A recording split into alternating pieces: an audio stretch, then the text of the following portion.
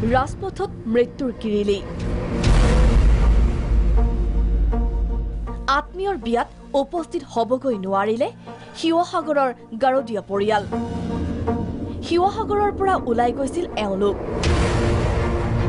বুঢ়াপাহাৰ পাওঁতে এওঁলোক যোৱা ব্ৰায়ো গাড়ীখন পতিত হয় দুৰ্ঘটনাত। থিতাতে নিহত চিকিৎসক দম্পতি। প্ৰাণ গ'ল নন্দিনী গাৰোদিয়া আৰু স্বামী সুমিত কুমাৰ গাৰোদিয়াৰ।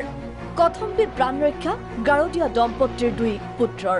বুঢ়াপাৰ সাব চেণ্টাৰৰ সন্মুখতে ৰাস্তাতে ইফালৰ পৰা এখন ট্ৰাভেলাৰ গৈ আছিল, সিফালৰ পৰা চেণ্টাৰখনে কি এখন আহি আছিল, মানে মুখামুখি সংঘৰ্ষ হৈছে। 4জন মানে ডক্টৰগৰাকী, তেওঁ ৱাইফ আৰু ল'ৰা 2টা। সৰু ল'ৰাজনৰ ইয়াত ফ্ৰেকচাৰ হৈছে ভৰিখন, আৰু ডাঙৰজনৰ হাতত ফ্ৰেকচাৰ হৈছে। কাজিৰঙাৰ হাতীখুলিতো ভয়ংকৰ দুৰ্ঘটনা। লিটল ফ্লাৱাৰ হাইস্কুলৰ শিক্ষাৰ্থীক কঢ়িয়াই নিয়া এই ভেনখন পতিত হয় দুৰ্ঘটনাত। কণ কণ শিশুসহ 3জন অভিভাৱক আহত হয় দুৰ্ঘটনাত।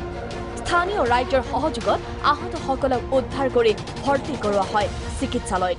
টোটেল ইনডোৰ পেচেণ্ট আহিলে 11জন ল'ৰা আছিলে, বাচ্চা আছিলে, আৰু মাইকী মানুহ 5জনী আছিলে।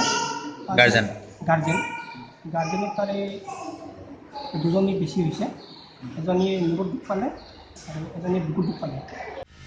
কোনো আগজাননী নোহোৱাকৈ আহে বিপদ, ঘটি যায় দুৰ্ঘটনা।